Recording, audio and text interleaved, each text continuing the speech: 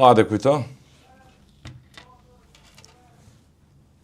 Mi mbroma ku do që na ndiqni të nderuar shikues, situata vazhdon të jetë e karakterizuar nga një bllokade pa zakon politike kësaj here me mos konstituim të kuvendit të Kosovës. Kryesuesi i seancës zoti Javni Dehari më i moshuar që i takon për të administruar seancën konstituive e arsyeton mosthirrjen e seancës me nevojën që ka aktualisht kena politike që të shkoj drejt një marrëveshje politike për presidentin, gjë që aktualisht duket jetë në horizonte pa mundur. Kam ftuar njërin prej ish kandidatëve për deputetet të Kuvendit të Kosovës, zonin Kaltrin Arifaj, për të bashkëndarë gjithë këtë lëmsh politik. Vjen nga Partia Demokratike e Kosovës, parti kjo që po vjen performancën e saj në Kuvend të Kosovës dhe jashtë Kuvendit, duke cilësuar zotin Kurtit dhe partinë e tij si uzurpatore të pushtetit dhe si rënuese e rendit kushtetues. Kaltrin, faleminderit për kohën. Mirëmbrëma. Mirë se ju gjej. Faleminderit edhe juve për ftesën. Jeni ardhur nga Istogu, jeni gatje për t'ju bashku deputetëve tuaj këto, kolegëve tuaj për të protestuar. Ç'është është me protestu? Ne ish kandidate për deputete. Në fakt është një ndjenjë mirë për shkak të kauzës që e kemi, edhe për shkak të manipulimeve që po bën zotri Kurti me kabinetin e tij. Do thotë kemi qenë aty edhe sot për t'ju treguar qytetarëve që kushtetuta o shkel, institucionet janë uzurpu, edhe ne si opozitë do të qëndrojmë aty për qytetarët gjithmonë. A duket pak e pazakon gjithë kjo situatë paradoksale, kuvendi nuk e konstituon veten. Kurti po don marrëveshje politike. LDK, parti kjo që synon dhe Kurti të bëj bashkë me të, që mbrëm zoti Abdi Gjiku i tha, ne nuk hyjmë në koalicion me formulën që keni ofruar. Në fakt e kanë marrë vendimin e duhur për shkak se pothuajse të gjitha partitë opozitare e dim që me Kurtin nuk mund të qeverisësh, sepse është njëri që nuk e mban fjalën, duke u bazuar dhe në premtimet që i ka bërë në të kaluarën sa ishte në opozitë. Kjo është arsyeja që asnjë parti nuk mund të gjejë bashkëpunim dhe nuk ka besim për të qeverisur me të. Gjua polarizuese është në majat e saj, urrëtia, mosdurimi njerëzve, pa më dhe në Kuvend të Kosovës, kur kolegët tuaj ishin aty, u përpallen me një situatë të asaruar, deri në përplasje. Si pat ato skena? Në fakt, ato ishin ndër skenat më të papranueshme që kemi mundur të shohim në Kuvendin e Republikës së Kosovës, disa persona që nuk kanë as integritet dhe as kulturë personale të fyejnë bijen e një familje që ka kontribuar për luftën e Kosovës dhe i ka 10 familjarë të vrarë në luftë, ajo është diçka e papranueshme. Kur flasim për thirrjen për pushkatim të zotrit Haradinaj, ajo është edhe më e tmerrshme.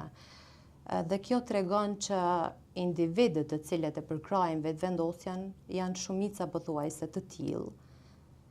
Nuk kanë frej përderisa flasin, përderisa komentojnë. Mbajmë klisin, uniformën e UÇK-s dhe në fakt përfaqësojnë diçka tjetër sipas komenteve. Përfaqësojnë diçka komplet tjetër për shkak se edhe situatat në të cilat ata gjenden është një e kaluar shumë e keqe për ta. Kurti po nxit urrëtie, kjo ka filluar vite më parë.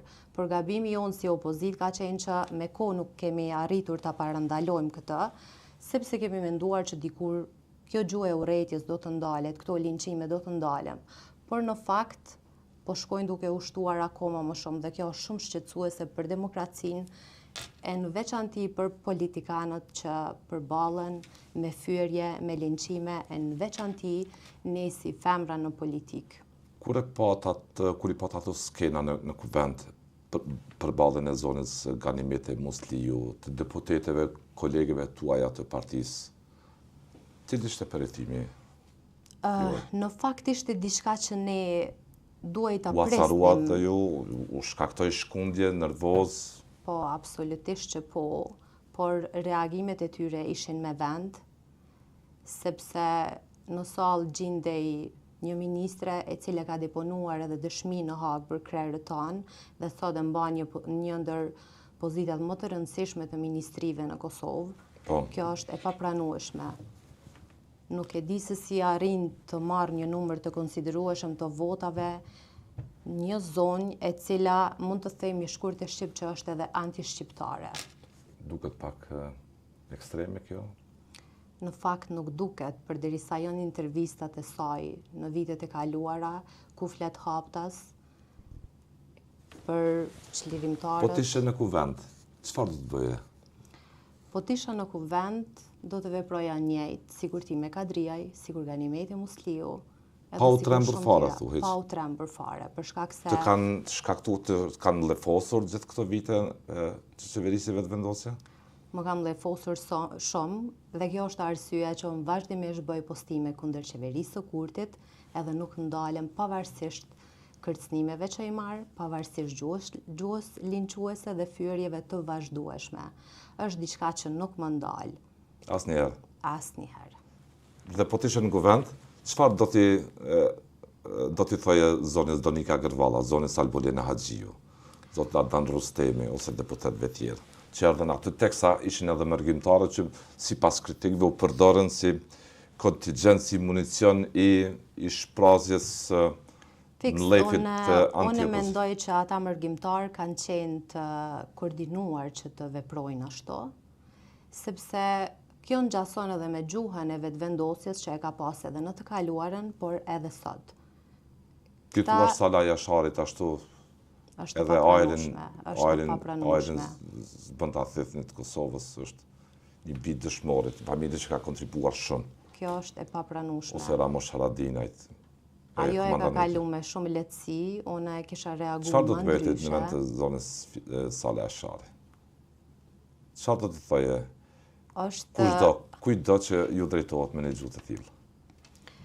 Fillimisht ai person që i drejtohet ashtu një bie të Jasharve, është person që nuk ka as integritet dhe as moral. Për shkak se vjen nga një familje çlirimtare, nga celulat e para të UÇK-s. Po. Diçka e tillë është e papranueshme, edhe nuk mund të them që kisha kërkuar ndihmë nga sigurimi për shkak se edhe ata janë të manipuluar nga qeveria e Kurtit, por nuk e di, ajo ka tregu maturit madhe që nuk e dija do të kisha mund unë ta kem atë lloj maturie. Nuk jeni sigurt nëse do të kishit mund të jeni të përmbajtur Nuk e besoj. fare. Fare. Jeni në asamble komunale në Istok. Keni diskutime të nxehta dhe aty në asamble me oponentët politik, me vetëvendosin ta zëm atje? Në fakt, me vetëvendosjen i kemi diskutimet jashtë kuvendit, diskutimet tona, apo edhe me komete. Çfarë raporte kemi me vetëvendosjen atje në Istok? Kemi raportet mira, edhe me vetëvendosjen, edhe me gjitha partit tjera. Në fakt, to mundeni me pa edhe kur na bojmë postime të ndryshme, qoftë për festa familjare, apo edhe kur kemi kandidu për asamble. Vazhdimisht kemi raportet të mira mes vete, i urojmë njëri tjetrit në komente për festat të ndryshme apo çfarë do qoftë, e ruajmë një qetësi ashtu siç na takon. Gjuha e urrëties në Istok nuk përdoret në këtë mas që përdoret nga oponentët e tjerë të vetëvendosjes. Ju e keni bërë një denuncim që si grua jeni nështruar linçimit, ofendimit, kërcënimit, e keni bërë dhe publik në faqen tuaj në rrjetet sociale, në rrjetet sociale në Facebook. Në fakt nuk kam bërë denoncim. Publik, po thëmë, ke shkruar denuncim? Po, e kam bërë postimin publik, por pasi që zotëria kërkoi falje dhe pse me vonesë, prap gjeta mirëkuptim edhe e fala. Është Besar Shaqiri, njeni? Nuk e njo. Fare? Nuk e njo. Po tha që do ta çoni në polici, në gjykata? Në fakt heka dorë për shkak se kërkoi falje edhe tha që ka disa probleme, edhe gjeta mirëkuptim kësaj radhe e fala, por nuk do të ndodhë në ardhmen që ta fali ndonjë person nëse bën gjeste të tilla. Si reagove kur e pat? Çfarë ju tha më saktë? Duke ju akuzuar për Radoj Qiqin, për çka tjetër? Po, duke na akuzuar për bashkëpunimet me Radoj Qiqin, gjë që nuk qëndron fare. Gjithashtu, mesazhi i tij kryesor ishte që ju meritoni të varreni në shesh. Kjo kërcënim direkt. Është kërcënim direkt. Dhe ai hoqi dorë. Ai hoqi dorë. Pas një ore, ju shkruajti ai vetë? Po. Apo u përfshin edhe në ndonjë familjare? Në fakt jo, kontaktoi ai privat, edhe me qenë se na PDK-ja falim shumë, që nashta edhe nuk është mirë për shkak se po na kushton me votues, ndoshta duhet të jemi pak më brutal, duke u bazuar në gjuhën e urrejtjes që e shfaqin oponentët e vetëvendosjes, ndoshta edhe ne duhet t'ju kundërvijemi me një gjuhë të tillë, por ne nuk jemi ashtu. Sa të shqetëson kjo si grua? Në fakt nuk është diçka që nuk na shqetëson, por në bazë të trajnimeve që kam ndjekur, kemi mësuar që duhet ta ruajmë qetësinë, t'i marrim si të mirëqena këto komente dhe të vazhdojmë tutje. Të mirëqena? Ashtu, nuk kemi tjetër zgjidhje, se nëse veç dojmë me bë të kundërtën, na duhet çdo ditë me shku në stacionin policor, sepse komentet e tyre nuk din të ndalur. Të shkaktojnë neveri me raste lëkundje, nervoz, diskutime mrena familjes, se mund të lexojnë ato dhe familjarët? Në fakt më shumë shqetësohen familjarët se sa unë, sepse siç e thash në bazë të trajnimeve që ndjekëm, në veçanti tash trajnimin që jam duke ndjekur tek NDI për leadership dhe mentorim, na mësojnë që se si t'i kalojmë këto linçime që na bëhen neve si Këtë fushatën e dezinformimit, luftën hibride, kërcënimet, linçimet e tjera. Ju megjithatë, në raste të tilla inkurajohen jo dhe kushdo tjetër t'i drejtohet policisë. Po, institucioneve legjizlatuese. Patjetër. Çfarë do t'ju thoje kujdo që merr mundin të ulet pranë një tastiere dhe të shkarkoj gjithë mllefin e tij toksik vetëm se shkruani ju diçka ose vetëm pse mendoj ndryshe. Unë do t'ju drejtohesha kështu. Ne i respektojmë bindjet politike të secilit, andaj pres që edhe oponentët e vetëvendosjes të respektojnë secilin person e në veçanti gjininë femrore që mendon ndryshe apo i përket një partije tjetër. Po. Për shkak se mbi të gjitha jemi shqiptar, që tash vonë kemi kalu në për sfidat mëdha, kemi kalu luftën, mu gjithmonë më kujtohet kjo, edhe i shoh si vëllezër, edhe si motra të kësaj Kosove. Në këtë frymë të trajtimit të kësaj çështje jo pa ndjeshmëri, më du ta lexoj një titull mjaft skandaloz të kryeshefit të Trenkosit që bëri për deputetin Ganimeti Musliu. I ka thënë, është e sotme kjo, tu e pa sojën e kësaj femre, jam ka e lëshoj edhe gruan. Çka flet kjo? Kjo është e tmerrshme, me këtë deklarat e ofendon komplet gjininë femrore. Është kryeshefi i Trenkosit. Në veçanti e ofendon edhe gruan e vet. Asnjë reagim nga komuniteti i grave nuk është në Kosovë. Për sa kohë që derisa ishin situata mjaft sporadike në të kaluarën, organizatat e grave po bënin ushtim gjithandej. Çka shpjegon pse heshtin organizatat e grave? Ndoshta edhe këto janë të ndikuara nga qeveria e Kurtit. Gjumë mizogjene kjo. Gjumë mizogjene që aq më pak kur vjen nga një person i cili mban detyrë të lartë zyrtare, është e pafalshme. Edhe linçimet që i bëhen deputetit Ganimeti Musliu janë të pafalshme. Për shkak se ajo bën një opozitë korrekte, e kryen detyrën e vet si deputete e opozitës, ajo vazhdimisht linçohet në këtë mënyrë. Është e papranueshme, nuk e di se kur do të ndalen këta persona. Ka shpije kjo? Çka mund të prodhoj kjo sipas jush? Ky polarizim. Siç po shihet kjo mund